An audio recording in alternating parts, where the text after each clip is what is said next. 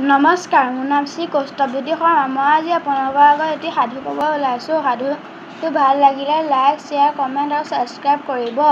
সাধুটোৰ নাম হ'ল নিজৰ ওপৰত বিশ্বাস।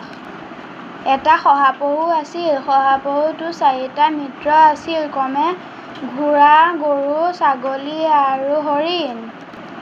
এদিন শহাপহুটোক কুকুৰে পিছা কৰিলে।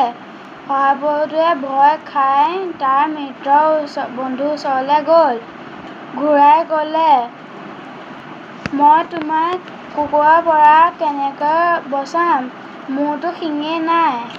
শহাপহুটো দুখী হ'ল আৰু গৰুৰ ওচৰলৈ গ'ল। গৰুৱে সকলো কথা বিৱৰি শুনি ক'লে, অলপ দেৰিৰ পাছত মোৰ মালিক গাখীৰ খীৰাবলৈ আহিব, তেওঁক কৈ পেলাই চাম বাৰু। শহাপহুটোৱে গম পালে গৰুৱে তাক কোনো সহায় কৰিব বিচৰা নাছিল।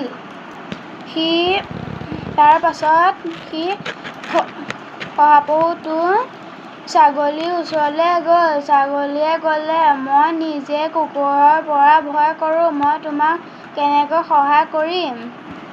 পিছত শহাপহুটো হৰিণৰ ওচৰলৈ গ'ল। হৰিণে ক'লে, মানুহে মোক তুলি তালি ভৰাটো কৰিলে মই তোমাক একো সহায় কৰিব নোৱাৰিম।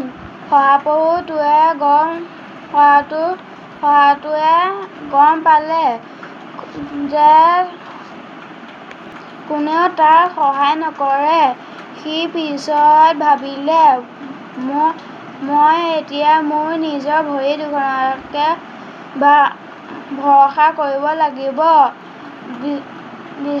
পিছত শহাপহুটোৱে এনেকুৱা দৌৰিলে,